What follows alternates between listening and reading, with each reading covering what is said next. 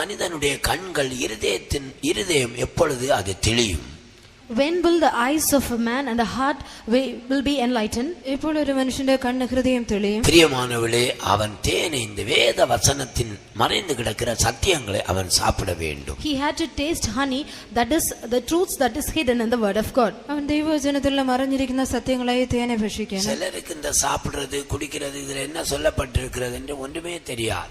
Some people cannot understand what it is mentioned about drinking and eating.